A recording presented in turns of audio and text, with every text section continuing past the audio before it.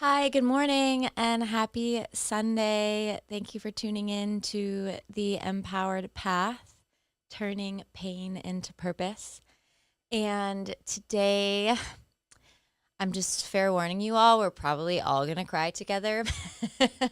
But we have Kaylin. Kaylin and I met 12 years ago, right around this time, actually, probably like a month before, like a little bit, like before the summer. Yep. So many synchronicities. I was actually telling Carly on the way up last night, but we'll get into all of that. Her story is beyond powerful. Um, it's been an honor to witness her through this and to witness the growth and to witness her really on so many levels and so many different pains turn it into creating the most magical life. Right. I was like driving in here and it's like the sun wasn't even up yet. All the trees are like bright orange and it like looks like fire. And I'm like, I literally have everything I've ever hoped and dreamed of. And just this like beautiful life. It's incredible. Yeah. And it's hard to like sit back and be like, wow, like what is it that I need to dream of again? Like I still every day I'm like, I need to dream something. Yeah, we got to have goals. Yeah. Like what are now I have to dream up more dreams. So, like I said, this is definitely going to be, there's like a little, trigger warning maybe for some people. It will be a very powerful story of loss and child Child loss loss. trigger. Yeah, just in case. Yeah, and I know it's a little heavy on a Sunday morning at 8 a.m., but, and anybody that's tuning in and listening. So go ahead. You can share whatever is called to your heart. Um, Thank you for having me here. I love you so much. It was actually like last night we were together and I was hosting an ecstatic dance at my beautiful friend's homestead that she has created into like a beautiful event space. And Amy came and there was like a kava ceremony before. So we were like just so present and um, like we had planned this not even knowing like what the date was. It wasn't like, oh, Amy's going to be there for, but I was like surrounded by all these amazing women yesterday. Like I call her my female soulmate is Melinda, and she was like came Friday from Maine and like stayed over. So like woke up and had breakfast with her. Wait, that was Melinda that was there? That Yeah. was the first time that we've met? I didn't even like put two and two together that that was her. No, she wasn't at the dance last night. Oh, You okay. haven't even met Melinda yet? I don't think I ever met Melinda. Oh, yeah, you did. She came to our house. She came to your house when it was our house. Remember when I was homeless at Amy's house? Yeah. I We was should like, probably tell. We should probably go backwards. Let's start yesterday. All right. So, yeah, I October 13th, 2012, I decided to finally get sober after trying forever and ever and years and nothing like ever clicked. And I like truly believe today after having like walked through with so many people and so many women and um, watching other people like make that decision that they were like ready to do it and do whatever they could to get sober. But like calling Amy when I didn't have money for like a month and just like how she came into my life was like a sign that, she was like meant to be in my life at that moment. But I got sober October 13th, 2012. I made this decision to like, I was done and I woke up and started going to a 12-step program and religiously, like every day, 3 times a day if I could. And then 6 days later on October 19th, 2012, exactly 12 years ago, last night, um, I went to a meeting. I got my 24-hour chip, was like, this is awesome. I'm like doing this. And we went to a little pizza place, and then I came out, and there was like 36 missed calls and 37 missed text messages. I immediately knew something was wrong, and I got on the phone with my parents. My mom really couldn't speak to me, and my dad told me that there had been an accident, that my boyfriend um, and my daughter were in a car accident, and that he had died immediately, and my daughter was being rushed to Boston Children's, and I needed to get down to meet them as quick as possible. So you can imagine. I just remember like that flood of like feeling just like hopeless, because I was like, I'm gonna die. Like That was I can't be 6 days sober from a heroin addiction, and like I'm still to this day like in shock. Like girl, same. how? The scream that we heard from the alleyway, like I'll never ever forget that scream. That's actually the only thing that I remember of that night. Like at the pizza place, that I was like, I remember seeing like 20 people down one, like it was like a brick alleyway, and I remember seeing like 20 people like staring at me screaming, and then like behind me another 20 people on both sides. It was like this, just, you can imagine, and like the people that were there that night, like talking to them like later on, being like, we called our like loved ones that night. We're like, just want you to know that we love you. Like it was like pierced them so deep in their like soul that they were like in pain with me, you know. Mhm. So got in the car, and I was like, I grew up in Brockton. It's like it definitely like toughened me up. I had very, very thick skin, and like I wasn't gonna like, surrender to nobody. I was always just like that. It was like it makes you hard. So it was so hard. And that night in the back seat, like you sat in the back with me, and I was like humming and crying and screaming, and all of a sudden like something was like, you need to pray. Like you need to pray. And I looked at Amy, and I was like, I think I need to pray. Like I think I need to pray. And like you were like, let's do this, So we like turned around in the back seat of the car. We got on our knees, and I just remember being like, God, I know you're there. I know you're real, but like I'm gonna die. Like I'm gonna kill myself if you don't help me right now. And I just remember like and I like got back up in the seat, and I always describe it as like serenity. It was just this like peace that came through me, and like I've had it since. And like that's only like God given. There's no like like I yeah, I just have to say, like, it's really been an honor, and I know you always like thank me for, holding that space for you. And I really believe that it was such a pivotal point in my life as well. Like, I was only 9 years sober. I had just gotten out of an abusive relationship. I was fighting to get my son back, 9 months. Weren't you yeah, 9 months I was sober? 9 months sober. Like, Yeah. just got that apartment. I had no furniture. I was still bartending at Murphy's. Like, I was just a mess of myself, like trying to figure out how to be a mom, trying to fight for custody back of my son. And it almost, not that, I had my son and everything that I was doing, but it was this other thing to finally in my life show up for somebody else. And I'll never forget, I was actually telling Carly on the way home from the dance last night, I was like, I'll never forget it. I called my sponsor. I was sponsored by Chloe at the time in Texas. And I called her and I was like, I am not capable. I cannot do this. I don't know what I'm supposed to do. I don't know what I'm supposed to say. Like, how am I supposed to get her through this? Like, I don't know if she's going to make it. And then, like, I don't want to be responsible. Like, it was just this whole thing, right? Because you're still so new, and it's like the I. Like, Yeah. Oh, yeah. how am I?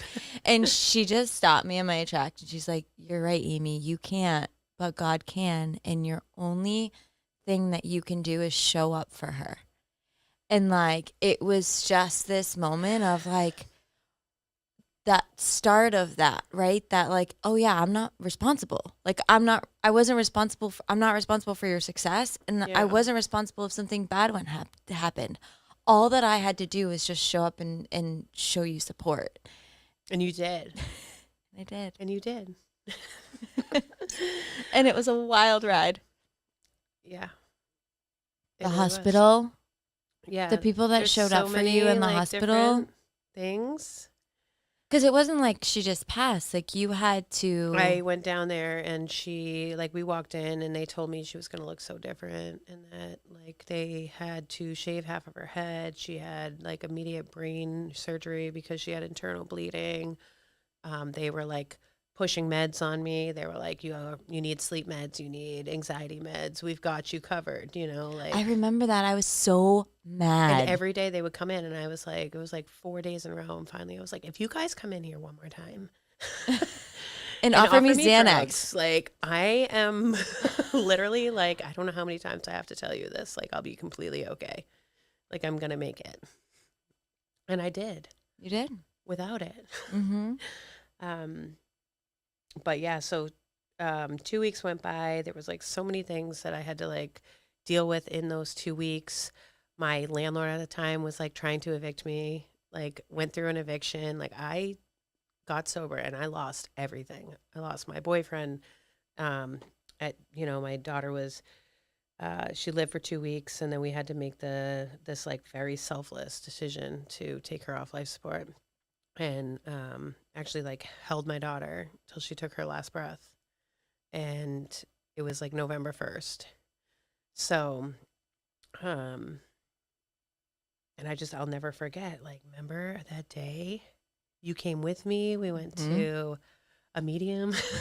Raven, right on the old street that I used to live on. And then I just like dove in. It was like, I'm gonna do this. Like I just made this decision at that moment that I was gonna live for them.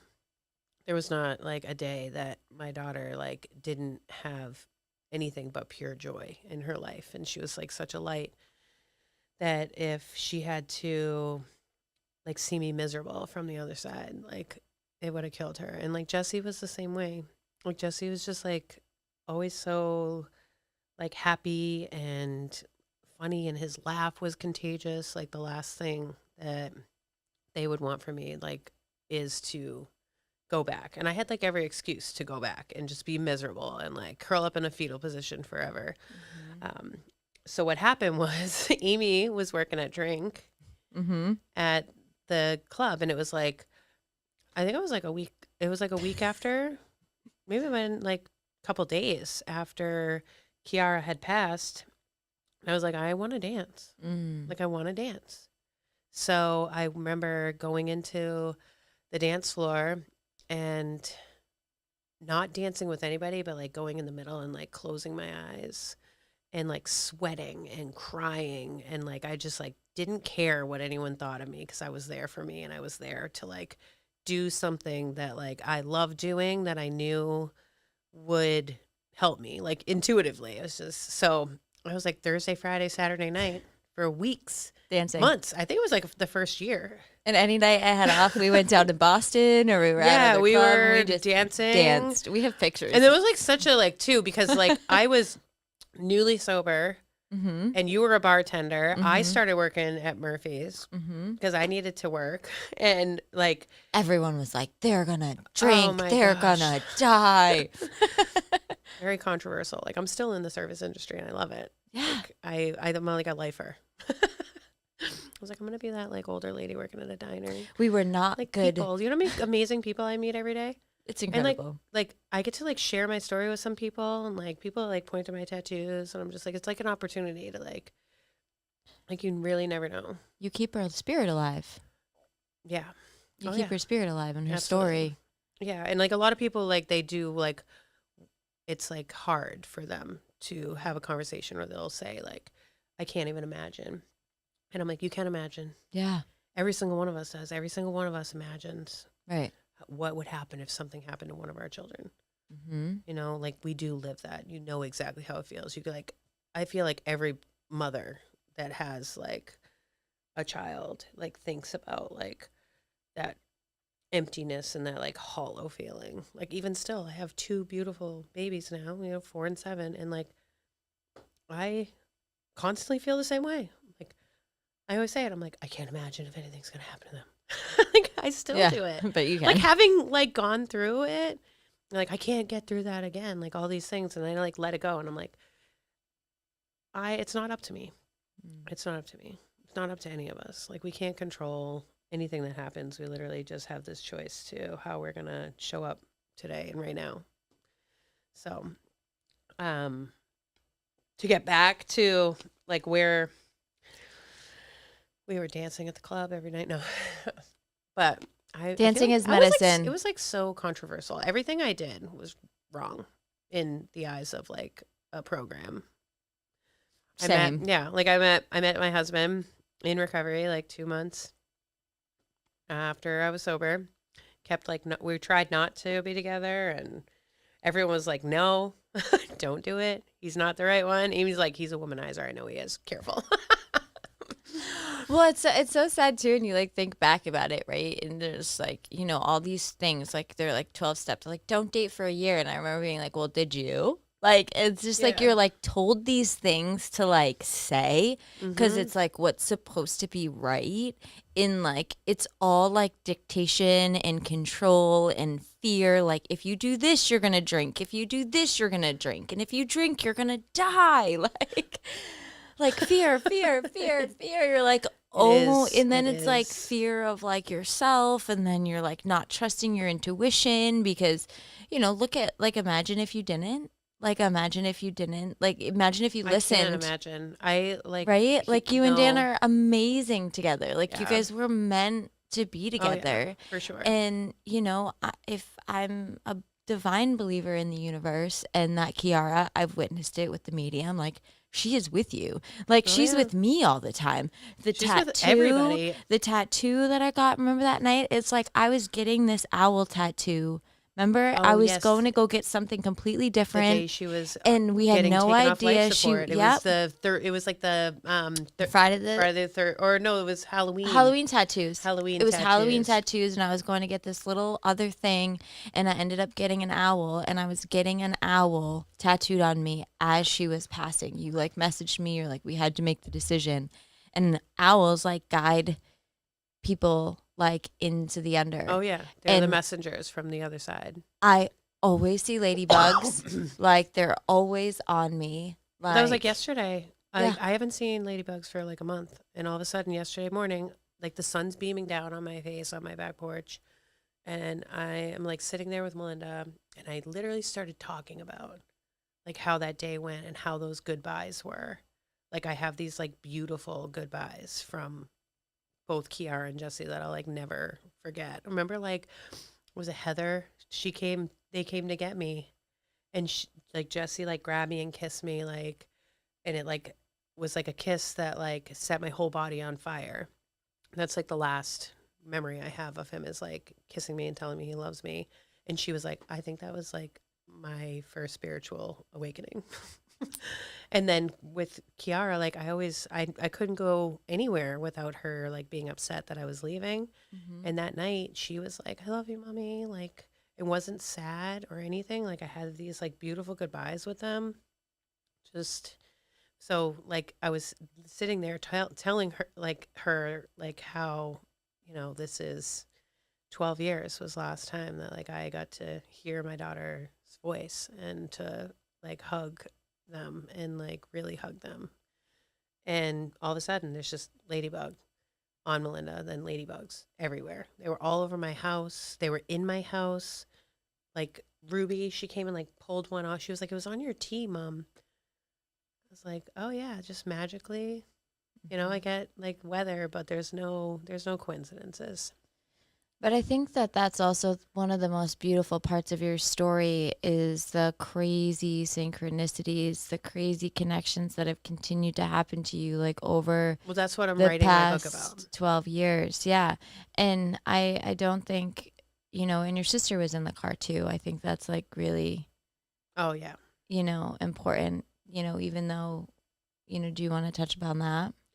Yeah, well, that night my parents like didn't tell me that Quinn was in the accident until I got to the hospital and got with them because they didn't want to like flood me. I was like newly Yeah. sober. I was literally like 5 days. My parents were like, they had already accepted, like, there's no way our daughter is going to make it through this. Yeah. There's no way. And so they told us that Quinn had gotten to the accident, and she was at Concord being treated for, like, she was definitely knocked unconscious, and she had like a, what was it, bruised rib and a broken sternum, or like a something. I'm trying to like Yeah. remember. But my sister, like, ultimately, she was a survivor of a very traumatic accident. There was the first couple of years, like, I couldn't even really be around her because I would trigger her. Mm. And every time I was around her, she would then tell me, like, details about the accident and, like, what she saw and how it looked. And she became obsessed and, like, got all of these like CDs with photos of them from the cops to, like, look, because she was, like, looking for answers or something. And she started using, and she, like, she did always use, it was like that, like, she didn't shoot it, so she was kind of better than I was because she just sniffed it, that kind of addict. Yeah. Like, it's the same, but that's okay. Yeah. But even, like, I couldn't even have a relationship with her. Like, I couldn't have a relationship really for a very long time. And then, like, where my life brought me, like, through being, up until now, like, I was in Manchester. I was, like, living with Amy. It was fun times. Yeah, it was We had so some good. fun times. Thunder Buddies, remember Thunder Buddies? Yeah. Oh, I was like, oh. But living with Amy, and then moved in with Dan, and then Dan, like, got a new job, and then I moved to Vermont, and then we bought a house in Virginia, and then we went to Martha's Vineyard and lived there for 4 years, and then COVID hit, and then we came back to New Hampshire because we were like, we need community, and that's, like, where the community is that we know. And so came back here with, like, a hope and a prayer. Was like, we're just, because living on the island was a whole different world. And Dan, it's so like, funny. tells people when he's like, yeah, I lived in this country called Martha's Vineyard, and, like, people that, like, there's a lot of people that, like, believe it's a country. It's like its own little world down there. It's always so funny too because you were obviously traveling with your husband and I was on, like, my path, and we had babies. Our children are both Couple the weeks apart. same age and a couple weeks apart. You have a 7 and a 4-year-old, A right? 7 and 4-year-old. Yep. Yeah, and they're born within like Ruby's and Xavier's birthdays. When is Like Ruby's? 2 weeks. Yeah. I think it's like 2 weeks. January January. 28th. Yeah, January 7th. January 3rd is Yeah. Xavier's. Yeah. Because remember, I was like, you messaged me, you're like, I'm pregnant too. Because I don't, like, I always announce my pregnancy Yeah. so early because, like, I did suffer a loss. That's, like, what brought me into plant medicine, was going through a loss after Ruby. I had, like, a miscarriage, and it, like, rocketed me to this place of, like, having reoccurring nightmares every single night. Mm. And it was, like, vivid, and going to, like, therapists and psychiatrists that just wanted to prescribe. I was actually thinking about this last night, how many I had, like, gone through, and Therapists. yeah, and, like, how they, like, justified their drinking to me because they, like, can't fathom, Mm. or say that I'm disassociated. Oh. So that was, like, the big one, and I was like, you don't even know me, like, to Right. say that I'm disassociated.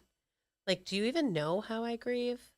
And Right. that's, like, a big thing. Like, I think that a lot of people struggle, and, like, I want to, like, respect, like, grieving parents in the fact that, like, everybody grieves differently, and they're like, you're allowed that. Mhm. You're allowed that. Like, for me, like, I had to feel it all. And that's something that, like, I didn't block off at all. Right.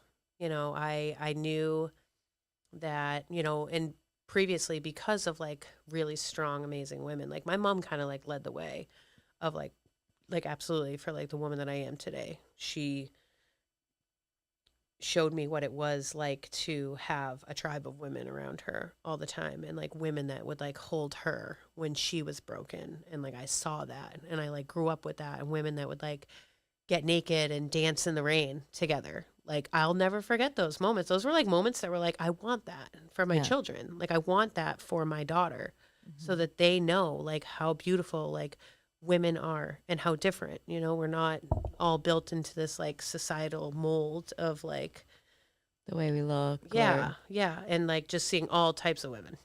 So, but having had that, like my mom do that, and then I did um like we'll call it this very, very um, transformative, like women's weekend, where I went away and um,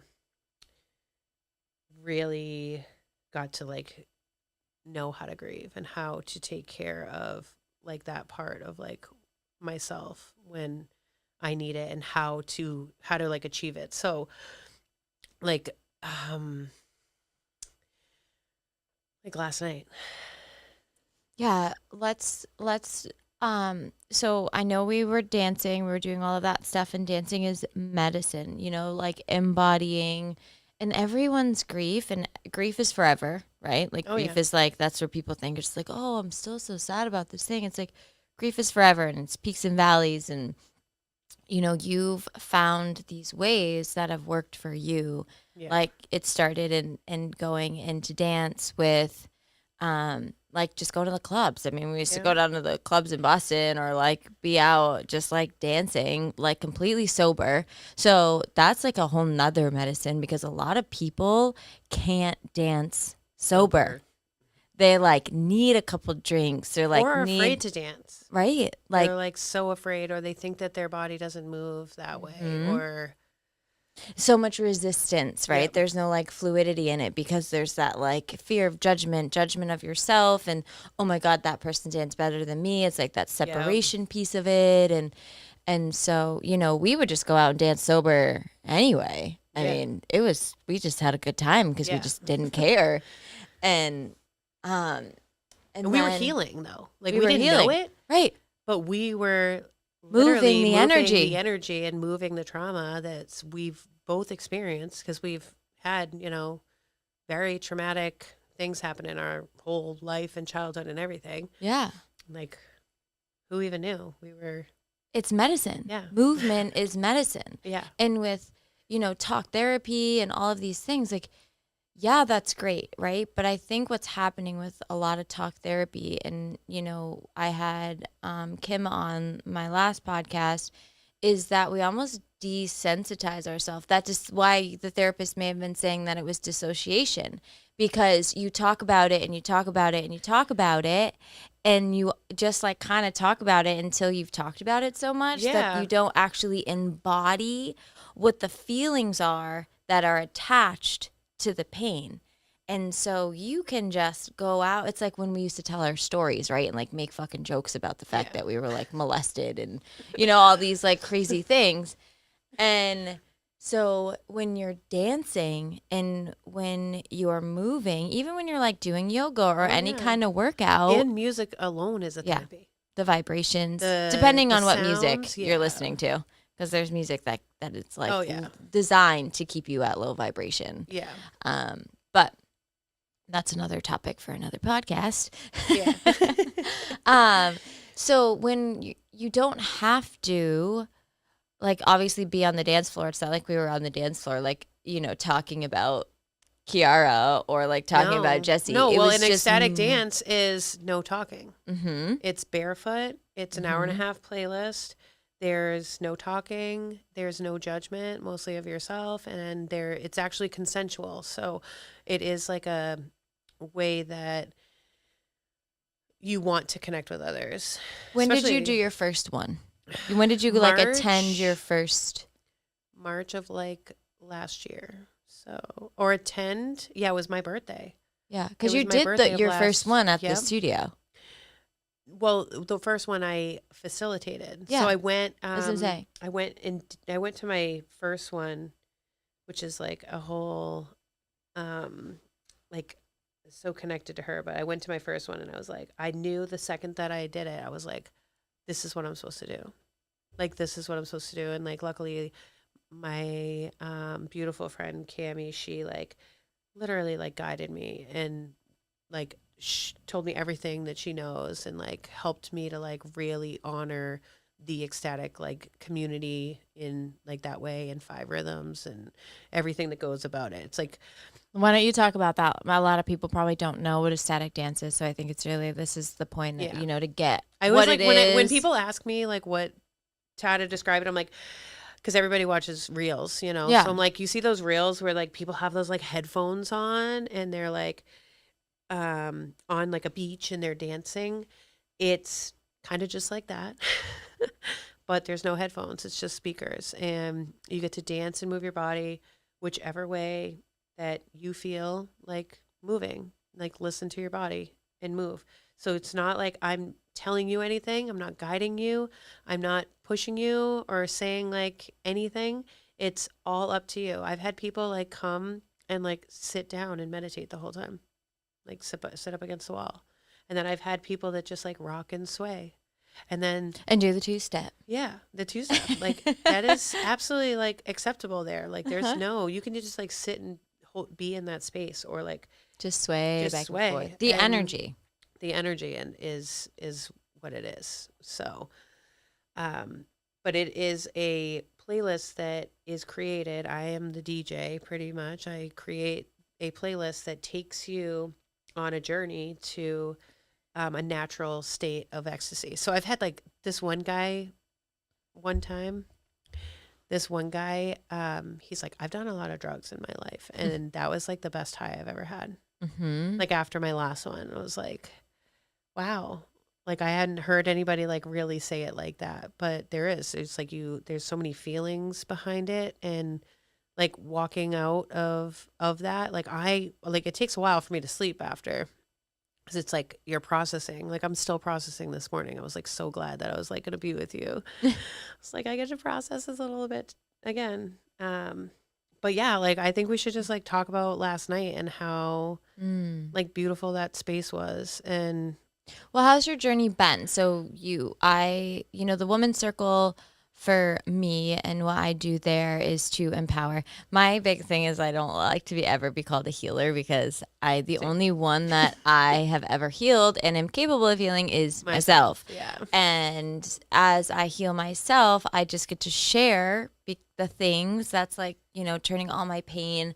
I go and heal my pain and I find these things that are going to work for me and resonate for me. And then I just go out and share them because by sharing them, I'm embodying them because I'm like really, everything that I share is something that I'm regularly practicing. I don't just like do it one time and I'm like, oh yeah, like, this is it. But so what I do for the Women's Circle is I empower people to come and lead them.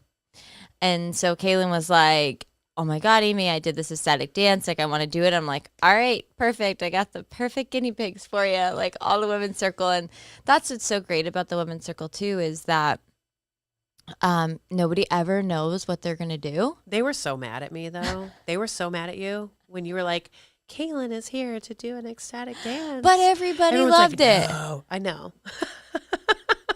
But I just remember at the beginning, everyone was like, it was like shocking. Mhm. But that's like a lot of Nobody people I wanted think to dance don't sober. come to experience it because they are like living in fear of like the unknown. They don't know what it's going to entail. They don't know if they can like how they're going to feel when they get there, or like are they going to be able to dance in front Sober. of other people sober. So it like holds them back from like having like a real experience of healing your body and like having that energy like moved and to just like be in that space. And a lot of people, it's just fear and insecurities and comparison and judgment. Oh, she dances better than me, or I've never, like my body can't move that way, or my body doesn't look the way the other person's look. And like, Yeah. none of that exists in ecstatic dance. No. And I just want to like share I think it's so beautiful and I've gotten so much from it. And like, it literally healed me through my grief, like through my trauma. Mm-hmm. It has healed me over and over and over again.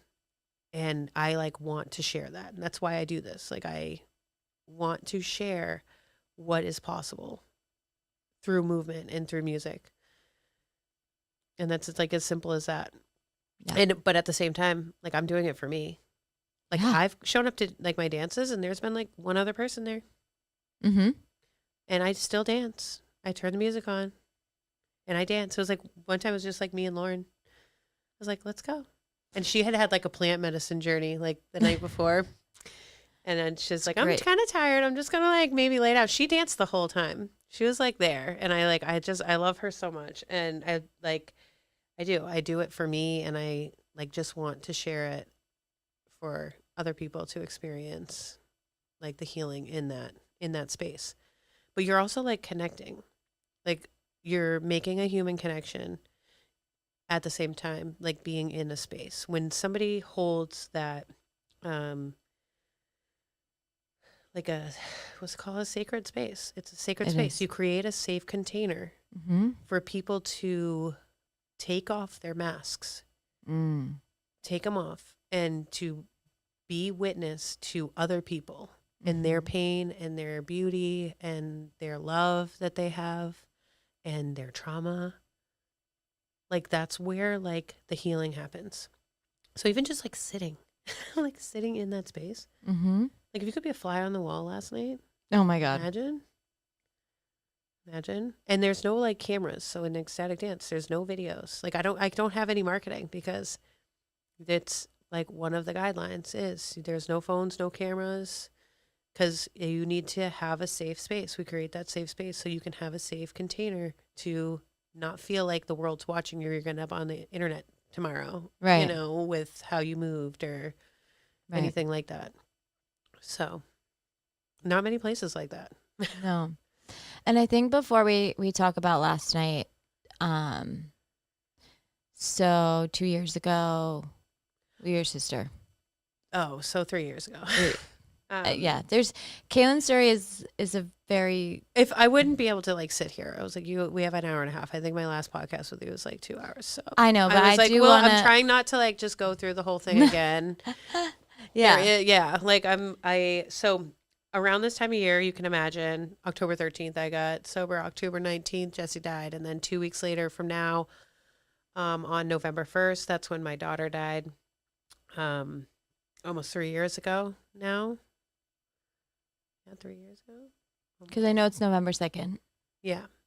So like I got through it. Like it was November 1st and I, on the day that like my daughter's death anniversary date, I never know. I never know what these 2 weeks. We were just talking about the in between. Yeah, the space Like between. that the space between. Yeah, this like space between and like that's where I'm at right now. Like I don't know what kind of things are going to happen, but this is like my most emotional time of year. And like usually it always ends up like the most beautiful things happen because like I know that like I'm not alone and I know like that I am getting these like signs from like everywhere that like I'm right where I need to be and like it ends up like the ladybugs. Like yesterday I had like sappy sad music on. I was like playing Quinn's like her list or her like playlist. Mm-hmm. I was like playing it. I was like in my feels.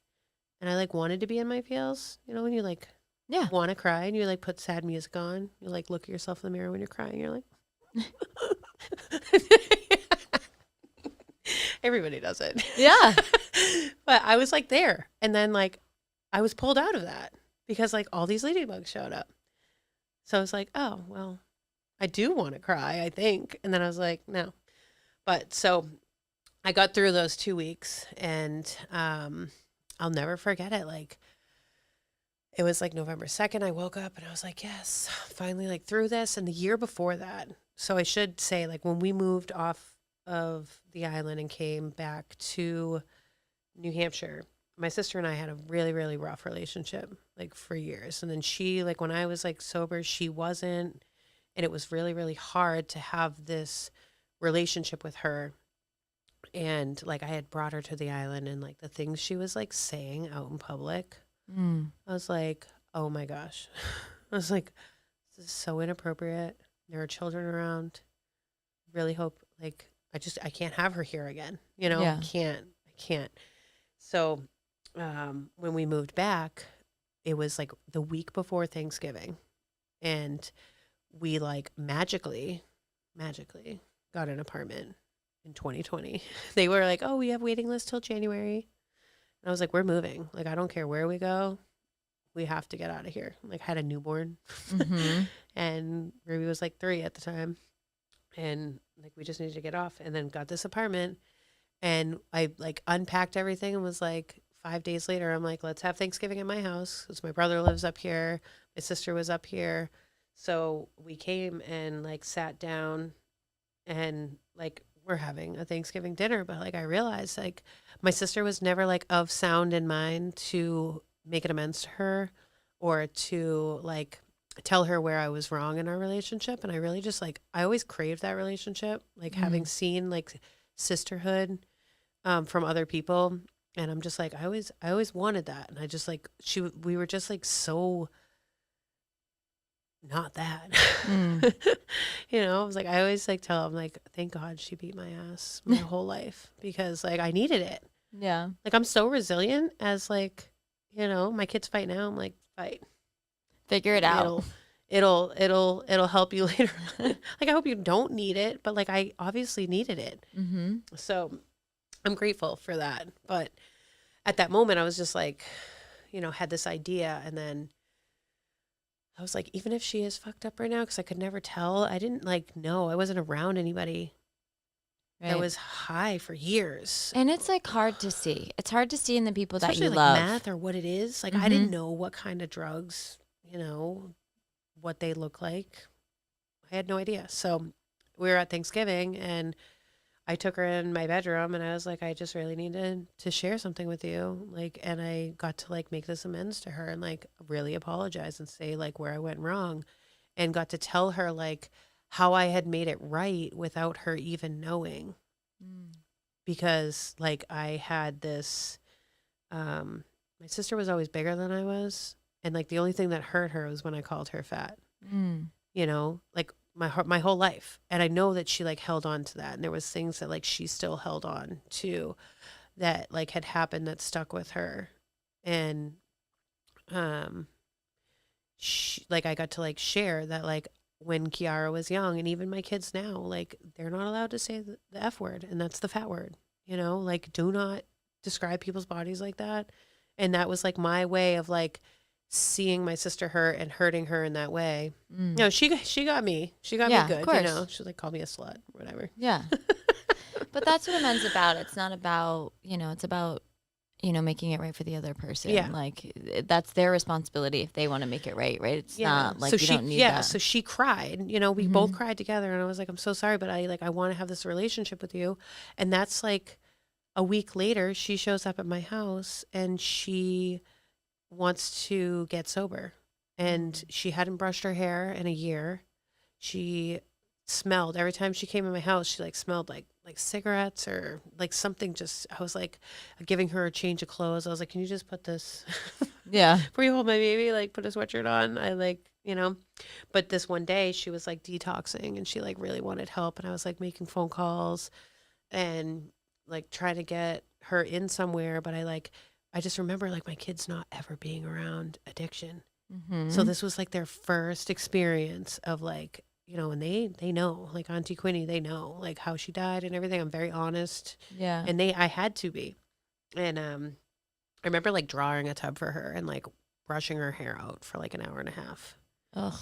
And it was like matted, and I was like, here's like a fresh toothpaste, toothbrush, like just want to make sure like you're okay. And just like having her cry and like shake in my tub, and like having my kids right there. Like when I'm saying I'm like leaning over the tub, like I have like, little baby Cam and Ruby like right there, just like experiencing all of this. And I was like, this is like, this is our life. truth. This is life. This is our truth. Like I have never not, Mhm. So we ended up getting her a scholarship, and she like went to rehab. She ended up at my studio, remember? Yeah. Because she was at Blueprint, and Blueprint came to my studio for meditation. Yeah, and then she used to go to your booty class all the yeah, time. she started coming to the studio after that. Yeah. So yeah, she like went on this journey, and I like had hope. And then like I saw her one day and like lost that hope. But she lied to me. She's like, I've been 6 months sober, you know? I was like, oh gosh, I've been there. Like I've been there. But then something clicked inside of me. It was like the one thing that I wanted when I was like at my worst was for somebody just to love me. Just to be there and like not be like, I know you're high. Right. I know you're lying to me. And like, I just want to be. Like, just let me be. So like I decided at that moment, it was like, I'm never going to bring up or ask her if she's high or anything or question it. I'm just going to like have this relationship with her that I can have. Like, that's nothing but like love and listen to her and just like be this person, because no matter what we do, none of it, I can't get her sober. No, I can't get anybody sober. And no matter what, like I truly believe like when you're ready, you're ready. No matter what. No ounce of you pushing anybody or telling them, giving them ultimatums, any amount of pain that they like hit, it has to be them that decides, you know, and a lot of us don't make it. Yeah. A lot of us don't make it till that decision. And it's really hard to accept that. But I always even say like, love the addict, but hate the addiction. It's like my favorite line. It's the thing of that it's you. Like it's the moment in your life when you finally realize that like the want to get sober is more than the want to get high. Yeah. And the want to embrace life rather than escape it. Yeah. Right? Even though I'm not a sober person anymore, like I do not consider myself a sober person. I'm not in recovery. Like I do not like assign to any of those beliefs like at all. Like nothing that I do in my life is to escape it. Ever. I do not want to escape my life. My life is wildly fucking beautiful. Even in the most painful moments. Yep. Like, because I have really fucked up shit that actually doesn't make sense going on in my life right now. And even in those moments, there's not a time in my life where I'm like, oh, I really think that a drink's going to fix this. I'm going to go have a glass of wine. Because, like, no, I embrace the fucking suck and I keep it moving. So that way I can still continue to make magic. Because if I'm trying to escape this reality, I can't make magic. Yeah. I can't witness the magic that this world has to offer. And there, last night, is so much magic. Yeah. We get to witness it. Yeah. You know? Oh, yeah. There's magic everywhere. We're all magic. Everywhere. And everybody's forgot that there's magic. That might have to be like part of my title of my book. Yeah. It's the synchronicities. And like when you open yourself up to that, like what you get to see and how the universe is communicating with you and the people they plop in your life. Oh my gosh, and back to Quinn. Let's get back to Quinn. I know we can go forever. This is the worst. We're the worst. Keep us in line. So yeah, Quinn ended up getting a scholarship, and she went to rehab, and then she was like, you know, definitely messed up. I made the mistake of like bringing her to a playground one time. Like I'm just like, I was like, okay, we're not doing this again. It's like she like definitely was not appropriate for a playground, but yeah, she would like show up at my house, and like we actually had this relationship for like the last year. We had, because it was like November. So, like around Thanksgiving when I like really apologized to her and like made a choice to like just accept her. And then, like I remember her coming by. She used to come by all the time. And, you know, those little lies would creep in, and I knew the truth. And I was like, I'm not going to like call her out on her lies either. Like, that's what you have to deal with. Like herself. Like I've been there. Like I remember lying to everybody, and like I've had to face those too. Like someday your time will come, you know. Sometimes like the burdens are so heavy though, like it's harder to like want to face those burdens. But there's like not a person, you know, there's not a person that hasn't gone through something that you've gone through that hasn't gone through it. Right. The feelings are the same. Yeah. every human being has the same feelings. But It's it's just that a like different. wallowing. It's like the need to, I think, just like stay in that victimhood of, Mm. you know, my life is the worst. Like that is like so. Well, she had a lot of survivor's guilt. Oh yeah, absolutely. And survivor's guilt's hard. I mean, like, I get survivor's guilt. Like, the amount of people that I run into, or like parents that lost their kids, and like, here I am, like, no reason, right? Right? Like, Yeah, we should be fucking I dead. should be dead. I I should should have be like dead. yeah, Like, absolutely. I experience survivor's guilt sometimes because I was reckless with my life. Yeah, Reckless. yeah, just crazy. That's crazy. So So November November 2nd. 2nd, after my daughter's death anniversary, I like woke up and was like, oh, thank goodness, can breathe. Like it's for some reason I'm like I just can breathe because it's like a rough couple weeks. You know, Mhm. it's like this. Well, the Very body weird keeps the space. well, the body keeps the score. So that was such a traumatic situation. I think people like don't even realize sometimes if you're like going through something and you can't figure out why because there's nothing else happening, you should go back and look at that time of the Time. year through different years to see like what happened during that time because the body remembers that time. So it's not just your emotional body and in the remembrance of what you're going through, Oh like the yeah, loss of in your your daughter and mind. the Yeah, the ex, whole. like your body remembers because it was so traumatic that it that's like also activating in the memories that the body remembers. So it's like not only are you not only are you mentally remembering the loss and experiencing the loss, but your body remembers Yes. how traumatic that was. Oh yeah. So it Yeah. makes sense. Absolutely. So yeah, I just like woke up and finally was like, I can breathe. It's over. You know, see you next year. Yeah. Always. And I like went outside. We were like in the apartment on the third floor, and I like went out to with Dan to like go walk the dog. The kids were already playing outside, and I like it's like 1 o'clock in the afternoon. And I'm like I smell a dead body. Dan's like, what? I was like, have you ever smelled a dead body? He's like, I don't know. It's like, no, you would know if you smelled a dead body. You know, it's like smelled some dead bodies in my life, and it went away. And I was like, oh, okay. Like very weird. And then like later on that night, like I'm like literally like nursing my baby, putting them to sleep. And I get the phone call at like 6:45, and my dad's like, Quinn's gone. I was like, what do you mean Quinn's gone? Mm. You know, like, what do you mean? Like, and he had told me like she overdosed and died. And like they were in Mexico. So it's like, how am I going to do this? You know, they were in Mexico for the next 2 weeks. So I had to like go show up at the morgue or like at the funeral home, do that, sign her crematory, make her obituary, get the whole celebration of life together. Like 2 little kids. It was just like, I think I lost like 30 pounds in a week. So I was like, this is a lot. Yeah.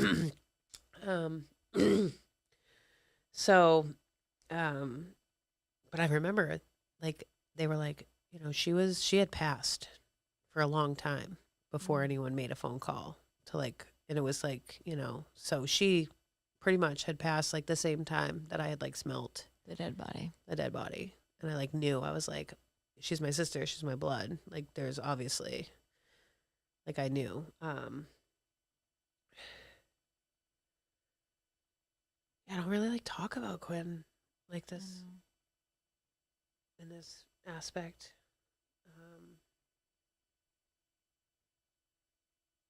Because we all had like so much hope for her. We held on to that hope. Mm-hmm. But at the same time, I just, I knew that she was at peace finally because of like how hard her struggle was here. Yeah. She had such a hard struggle. Like she fought so hard, like up until the end. Like she was at a meeting like the day before or the day of. She like painted this beautiful mural where the meeting is. Like I still haven't gone to see it. I probably should go do that. Yeah. But it was like Bill. Like Yeah. when they're like Bill Mom, you know. Yeah, and sometimes too, it's like with people that just like fight so hard, and you see them and they want it and they just like can't figure it out. You're almost like they're just that. Like they're finally. I've witnessed so many people over these past 12, 13 years that I've just been like, oh, they're at peace now. Yeah. Like they're at peace That's like now. how I think that's how like my whole because in the beginning I was like, how is everybody like not losing their mind? But I was like, they probably accepted like this was the outcome. Mm. You know, you get to a point where you're just like, that's like I didn't even know I got to that point until like I was like, I'm just gonna love her because I don't think I have much time left with her. Yeah. Like how sad that like so I always say like to people, I'm like, if you have somebody struggling in your life, like just love them because you really don't know. You really don't know how much time you do have with them. And like, you don't want to have any regrets. Right. Like, I'm so grateful that my sister and I like turned things around that last year. Yeah, and love doesn't mean like money. Or, you know what I mean? Like that's not like I feel like people think that's the only way to like love an addict is to like support them Oh financially. gosh, It's like no. no, it's love. Hey, let me take you out to dinner. Yeah, Like show let up. me, I'll go and get you a new sweatshirt. You know what I mean? Or like if Yeah. that's the way you feel like it's funny, but like it's quality time and not judging. Like how Yes. are you? Like how are you and actually listen to how they are. Yeah, And not don't give judge advice them or try to tell them like how to get sober, get sober, like that you should be doing this, you should be doing that. It's like, at, no. at Revive, we have our greatest, like one of the greatest success rate with the Clean Needle Exchange program. So we go to the It's same such a spot. controversial thing too. Oh, good. I love that. I love, me. I I fucking know. love all the controversial shit. Give it to me all. But we go to the same places, and the staff at I Revive. wish that was available when I was using. And they go, our incredible staff, they go and they have their car full of like all these things, and they give them snacks, and the people have to bring the dirty needles back, and it's an exchange. So they're taking them off the street because it's Exposed happening. to, And they're exposed to for the people that first have time been. in their life, people that gonna show up for them consistently. We're there at the same time, all the time. And they're like, oh my God, these people might actually care. Yeah. And then they come to the center, and then they get better because then they actually have somebody for the first time in their life, like you did with your sister, even though it didn't end up the great way. Like at least she had that experience. Yeah. And at least you got to have that experience. And, there's a lot of parents that I know like have all this guilt and, they could have done this better and they could have done that better. And then you have to live with like that for the rest of your life or how you didn't like show up. So, if there's one thing that, with this we can say is if that's the position that you're in right now, do your best to just love without judgment and shame. Stop shaming them. Yeah. They're in survival mode. They're not doing it to hurt you, right? And then everybody feels like a victim, like you're using because you don't care about me, and like you like. Or No, they they're hold not. on to like something that they have done. Mm-hmm. Or they're like, like I experience it too. Like, like my parents did the best that they could. Everybody's doing So, the like, best that they can. Yeah. So am I. Like, Yeah. I might be fucking my kids up right now, We Excuse never my language know. if you guys are like Sunday morning No. with kids It's fine. listening. My kids might be listening to right now. My throat hurts so bad from last night. I'm screaming. I was screaming like a wild animal. Oh. Okay, so and that's too like I also want to honor, it was right around Quinn's 1 year anniversary when we reconnected because Kaylin and I were really close in the beginning of our recovery, and then we kind of did life's parallel, like a lot of the things. And, we had situations where like we weren't really friends, and, we let like other people get in between that. People, 12-step communities can be really like sick and toxic. And, we were There's able like eras too that people go through. Yeah, They're like I ebbs and flows of- I just need to put this relationship down, and like maybe if we pick it back up later. Like I'm going through it right now. Like yeah. there's like so many where I'm just like right now I don't think that like we're in our era right now. Our Yeah. friendship like Same.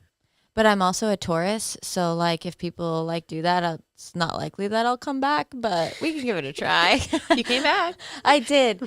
I had just filed for divorce, Oh my gosh, you were, and I yeah, was very raw. And raw. you like really held me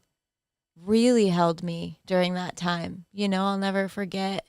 I was like so suicidal, like February, like fighting everything that I was fighting and doing everything that I was doing, that I really felt like impossible to be able to survive what I was going through.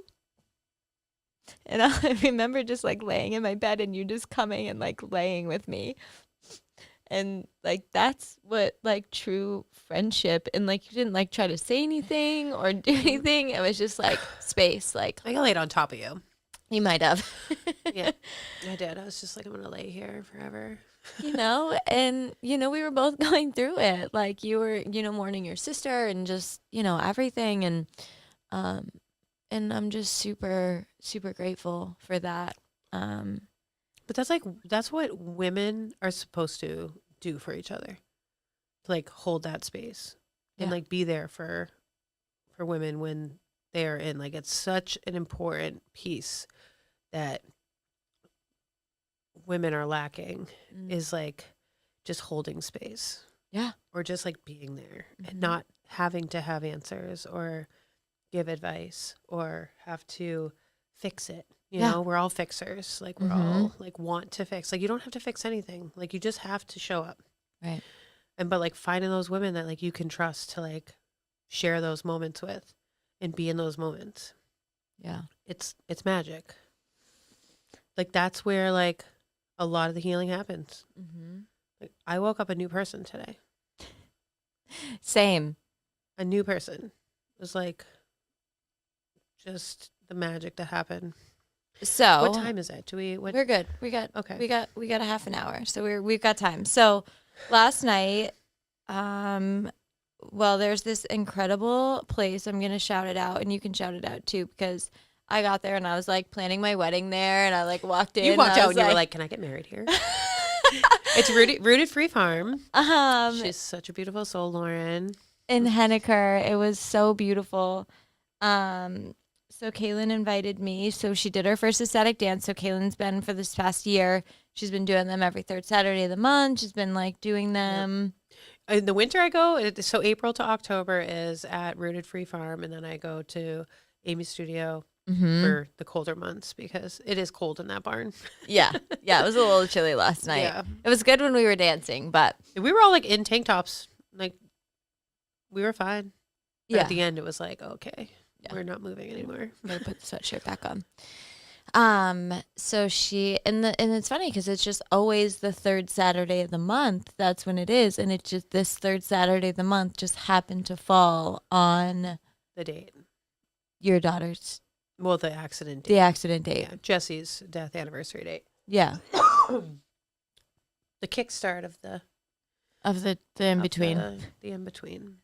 Thank you, Lauren, for that last night. Yeah, so we went to a kava Yeah, we went to ceremony, a kava ceremony, and it was like a very beautiful, like sharing circle. very. She's so sweet. Was like an ex-school teacher, and she had all these little leaves cut out.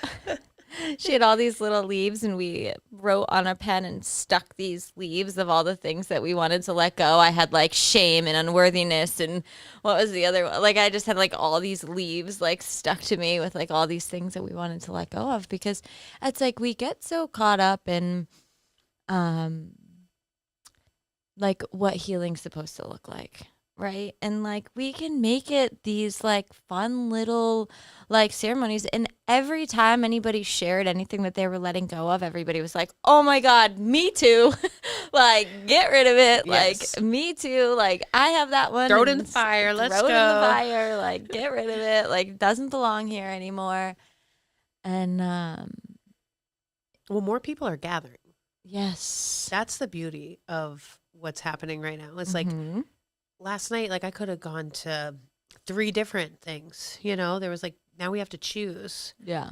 like what kind of like moon circle or healing thing we want to do. Like you just have to step out of your house, and Yeah. you're in these gatherings. You are in it to experience the magic of like what happens in spaces like this. Like it's like sacred spaces. Yeah. These ceremonial, which is like ceremony, like not a lot of people talk about ceremony, how important like ceremony is, how it's been a part of our lives And it's been lost. that has been lost. You know, Mhm. you can literally have a ceremony for anything, and it's like it's special to It's hold about that intention. space. It is about intention, and it's about closure and whatever it celebration. There's so many different things that it could be. It's like a ritual. You know, ritual is not like it's not in ceremonies, they're not like anti-Christian or No. anti-God or any of these like I think it's like hard because there's I mean, even I am, you know, I have accepted Jesus as, you know, in my life. Like that is 100% thousand thing that I've done. Yeah. But there's like, you know, there's spaces that people hold and there's like things that you do that aren't like going against any kind of like thing that you know I feel like a lot of like Christians hold back from attending different things like that or holding ceremonies because it's like Pagan. not yeah because it possibly could Witchcraft. be you Don't want to know get burned at the stake. bringing demons in or anything like but No, it's I the just like complete saying that because opposite. like it's such like a it's like you're holding yourself back. Those are Mhm. like limiting you. Like all these things and these ideas. It's like if your heart is in it and this is what you want to experience it and you're um you know, you can feel it like if it's right for you or not. Well, I love church. Like I love going to the church. It was MCC before, and like I got baptized there because like think about that's a ceremony. Everyone's in there and they're raising their hands and they're singing and they're praising and they're connecting with the music and the people and everyone's got this good intentions and it makes you feel good. Like that's what ceremony Community. is. It's Yeah, community and it's ceremony. ceremony. Like I hate to break it to you, but that's just Exactly. like a big ceremony that you're Yeah. doing Yeah, exactly. when you go to church. yeah. That's a church's ceremony. Yeah. Like you just everybody just wants to judge everybody. Like that. Like, whoa, that's weird. Like you're weird, witchy. Like, what are you doing? my pastor wears like Air Forces. Yeah, I'm like, yes. because it this is doesn't matter. amazing. Because everybody just the problem with it's just this more piece of like separation and Yeah. like you like know the divide. the divide of it all. Yeah. Yeah.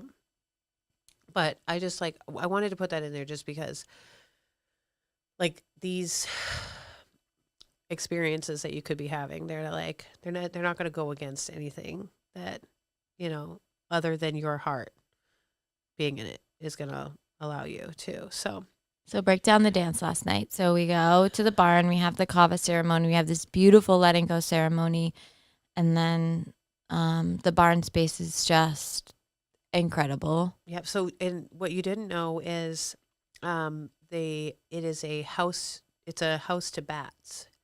So there's bat medicine there, and we have to like tell. Oh, you didn't everybody tell me that during- on purpose? Well, they're not there right now. They go to like a cave in Vermont. Like all the bats go to a cave in Vermont. But so the mothers and their babies, the mothers go there to have their babies.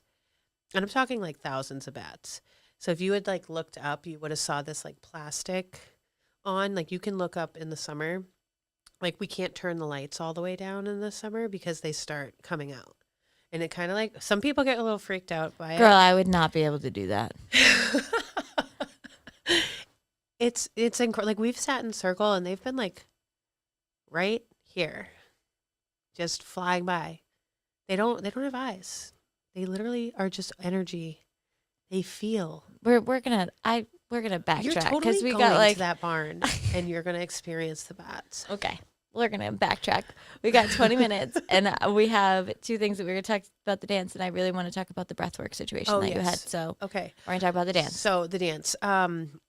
So I created the playlist. I mean, sometimes like playlist takes me like 20 hours to create. Like it's not like when you think about like having to be intentional with the music and have like a flow that goes. I do this thing called 5 rhythms, so it's like a flow into a build up to like chaos and like sometimes it's like EDM like bass and then there's a calm down and then there's stillness. So at the end everybody's like still. And I knew Mia was going to be there. She's like my bestie. She just moved up from Florida again. So I know. All I could think about was us getting her ready for prom. Oh, I know. I was thinking about that too. I was like, us three, like all three When we of were us all there. hugging, and I was like, oh my God, this just reminds me of when, when she was just so little in high school and prom, but we won't get sidetracked with that.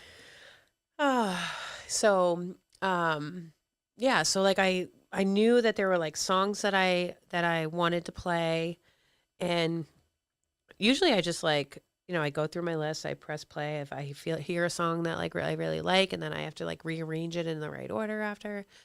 And there's a song like Diamonds that is my daughter's song. Like it came out, it was actually Jesse's sister, Becca, who sent me that song right after it came out after Kiara had passed. And she's like, I think this is your song. And I was like, it so is. Like, And it like comes on when I come over your house, like on the radio, and Yeah. it's like a song from like 2012. So yeah, it's like it doesn't make sense, but okay. my daughter loves that song too now. She like Yeah. sings like the little kid version that they have. She's like, Mom, it's Sissy's song. But so like the playlist was incredible. It was so good. It was so good. It like brought you like at one point there's like Viking music, that like you can like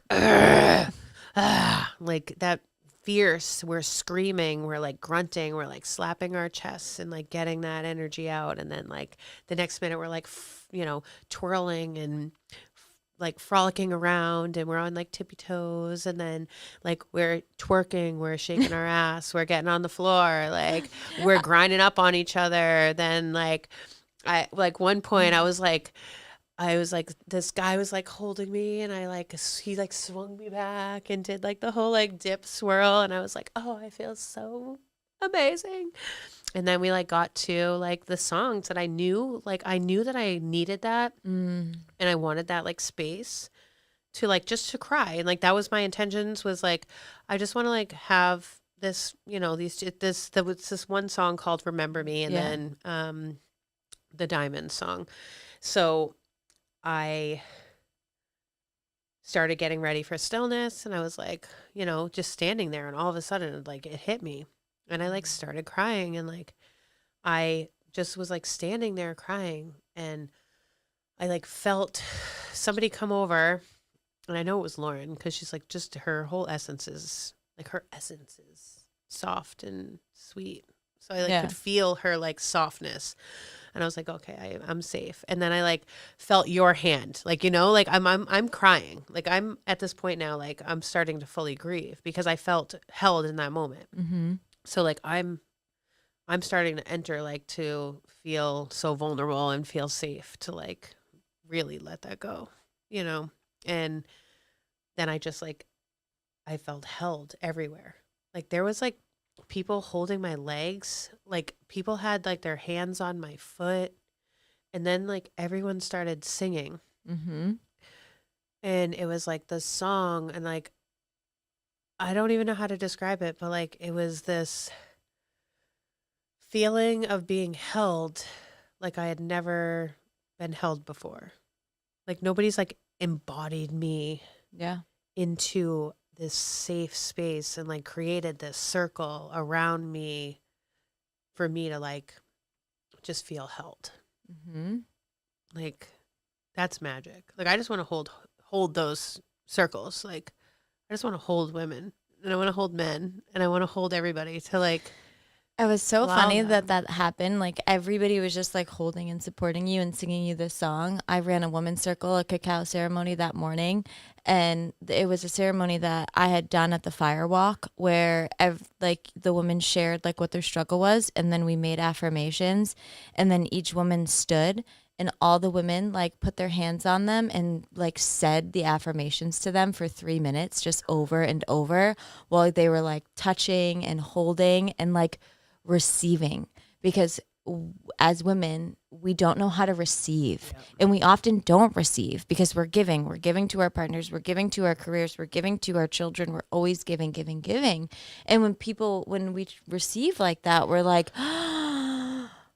Oh yeah. So it was like I did that in the morning for there was like 7 women, and then it was like just like this shift to be able to do that for you, and I just like held your back, and like we all sang the song to you, and like it was like you were crying, but it was like the energy you were releasing Mm.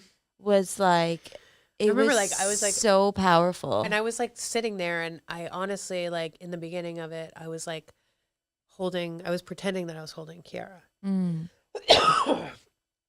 Like just holding her, because like that's one thing that like I yearn for. Like mm, that's the only thing, like if I could just hold her one more time, like, that would just be like, you know, my daughter's 7 now. That's how old Kiara was when she passed. So mhm. like last night when I got home and I like crawled into bed, she was in my bed, and like I just held her. You know, it was like I'm just gonna hold her, and I like held her and You had was, that experience in breathwork. You were yes. able So to that's hold her. why, yeah. So what time is it? Oh yeah. So um my experience at breathwork, I was scared. I'm not gonna lie. I was like, it is. It's like scary to like, what's breath gonna do to me? Mhm. You know, like there's no way. And I remember I brought Michelle, Mhm. and who was with me? Rihanna was with me. Yeah. Yeah, Rihanna and Michelle. And I remember like laying there, and you're like, we have the rocks in our hands, and like you even say like it's different because like people that have done breath work before, like you Mhm. can get into it quicker. So like I was like first time, all of a sudden my friends next to me, they started crying, and they're crying next to me. I'm hearing like there's both men and women, and like men grieve in a different way. Like Mm. their grief sounds like so different, which like I love, and I was just like in it. And you're like telling me to like breathe deeper, and I was like, there's no way I'm getting in this. Like I was like, how am I gonna, like, you know, my mind is playing tricks with me at that Mhm. point where it's like, you know, you're not in it. You're not gonna get there. You're not gonna Mhm. get there. And I just remember like you, like how you do it, because I've done breath work with like multiple people, and like I've been pulled out of my emotions. I've been, Mm. which was like I was like not, and then it wasn't like I wasn't pushed deep enough sometimes. So like your breath work's different. You're like making sure that every single person in that room is like gonna get what they came for. Mhm.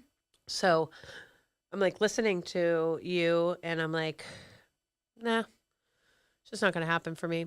And then like I'm sitting there like my like thing. All of a sudden, you're like, breathe deeper. The deeper you go, the deeper you're going to heal. And then you're like, you are not what happened to you. And all of a sudden, like I heard your voice, and like I was in it. Mm. I was in it. I was like, but I was on the outside. So like I had a visual, and it was me sitting in the back seat. So I was like looking in on the car when we um turned around to pray. Mm. So I was like looking down, and I was watching us like pray and hug, and like from a bird's eye view. And I was like, oh my gosh. I was like, that's us. And I was like, I think it's because your voice, you know, like your voice Mm. brought me back to that moment. Was like, okay. So um um then I remember where we were in the hospital, because like all I could see was like I'm sitting there, and I'm like, there's these bright lights, and I'm starting to look for her now. You know, I'm like, where's Kiara? I was like, I know she's here. Where is she? Like she has to be here. We're at the hospital. Like we have to be here. And then all of a sudden I'm pulled away, and I'm at her celebration of life. Like we had her celebration of life at like Pat's Peak. There was like, It was so beautiful. yeah, it was like everybody wore pink. So I'm like seeing all the pink and the balloons and like the pink angel heart wings that were like made. I'm like, oh my God, I missed my opportunity. Like I'm not gonna see her now. You know, like I'm not gonna see her. And then all of a sudden, like you were like, hold your breath. Mm. And I just remember like you counting to 3, being like, all right, in 3 seconds you're gonna hold your breath. And I was like, is you like 1, 2, 3, and I like held my breath. And then all of a sudden she's right here. Like I felt her. And like the Lean on Me song came on. Mm. And like I'll never forget it. It was like this like deep Lean on Me song, and like my hands are tingling because breath work, like you're like I was like tingling, and it's like kind of hard to like move your arms, but I remember like moving my arms up just so that I could hold her and like be in this space with her. And my friend had told me like she's like, I'm pretty sure you held your breath for like 3 minutes straight. Mm-hmm. And I'm pretty sure that I did.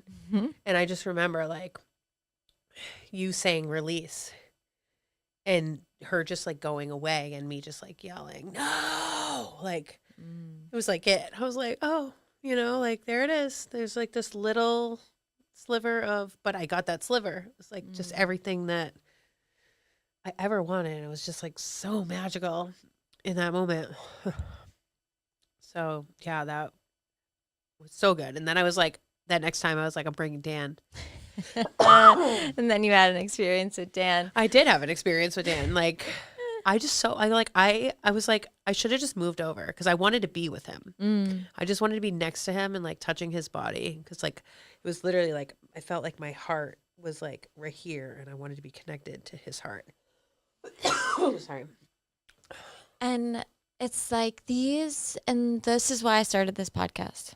Is because there's so many people out there with loss and grief and sadness, and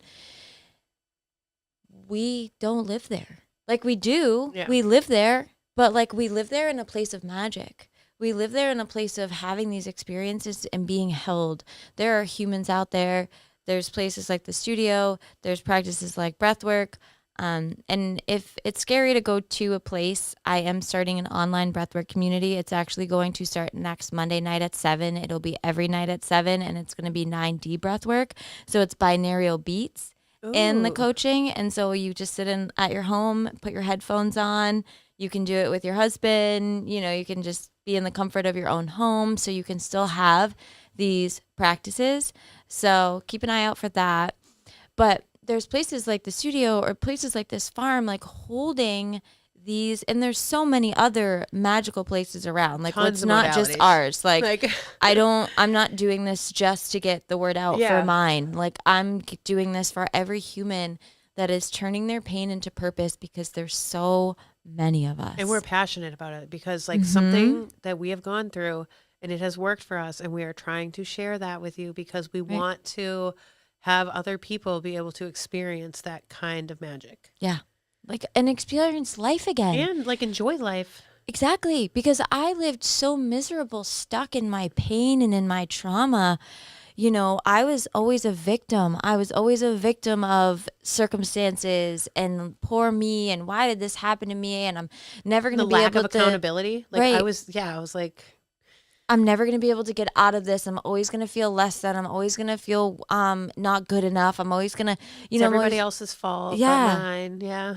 And like when you switch it and you say, okay, like why am I choosing to look at myself like this? Why am I not choosing to see myself as fucking resilient and courageous and not still out shooting dope and running to the bar every fucking time that, I feel a little sad or had a hard day at work that you're sitting at the bar. It's like, sometimes I do still go to bars, and I've lived in Manchester my whole life. And like, you're still seeing the same fucking people. Like, bro, you're 40 now. Like, what are you still doing? Like at the bar every Friday and Saturday night, like there's other things out there.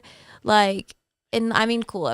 I'm not judging anybody. Like if that's what people like want to do. Right. But like, are you really happy? Like, are you actually happy doing that is the question that you've got to ask yourself. Yeah. Like, are you internally happy? Like I am internally like happy.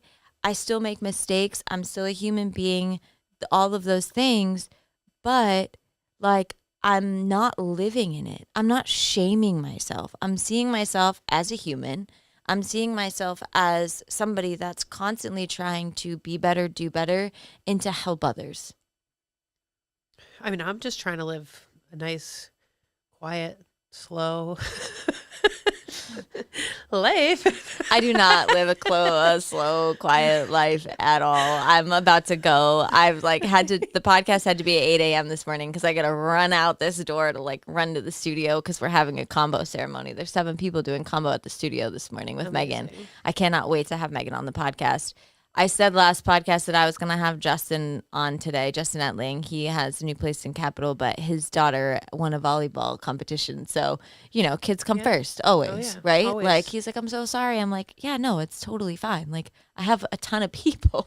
I was like, Kaylin, it's a perfect time. We're going to And no, it witness. just worked out. It was You didn't even perfect. know. I don't even think you knew. You were just like, you want to come on?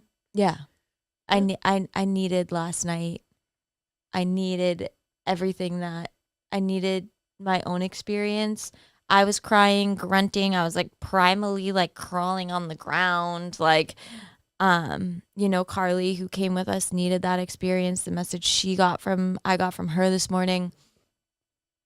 It's magic. There's so much magic out there if you just are willing to get out of the box. That's what it is. Get out of society's idea of what healing is supposed to look like. Yeah, when you're not like told to, like, as a child, you're told like, sit down, stop moving, stop shaking, stop making noise, stop being weird. Like, we should have never. I want my kids to forever stay weird.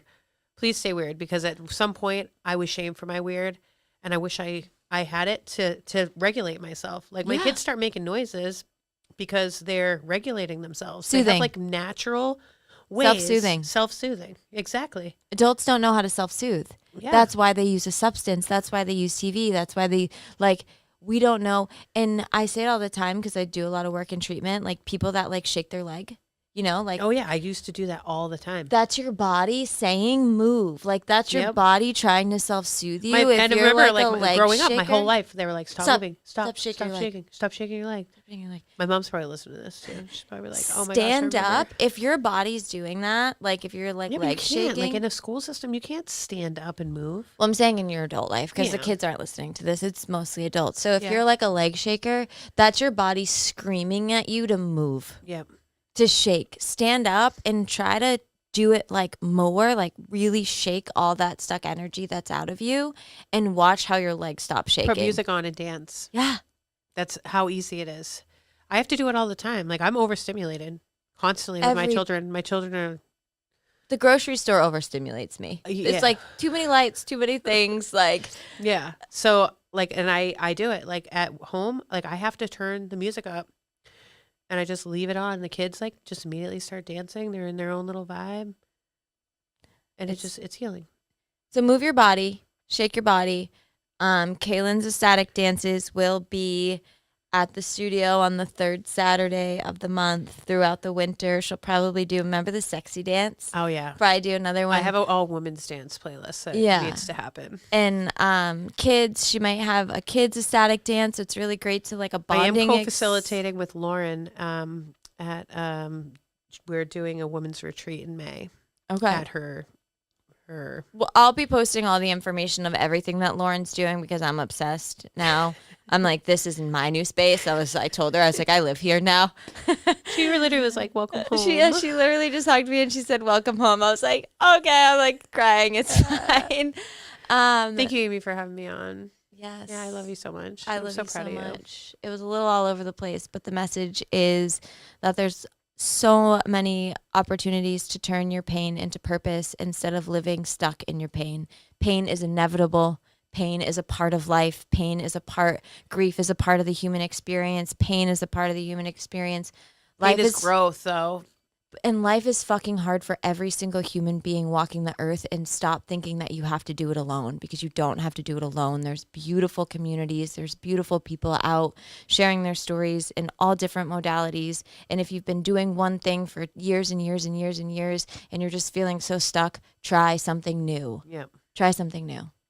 Super grateful for 603 Live. Makes all my podcasting dreams super easy and amazing. The space is incredible. Really If is. you're looking to start a podcast and want to get your voice out there, the space makes it incredibly convenient. Super grateful. Thanks for listening. see you guys in 2 weeks. Bye. Bye.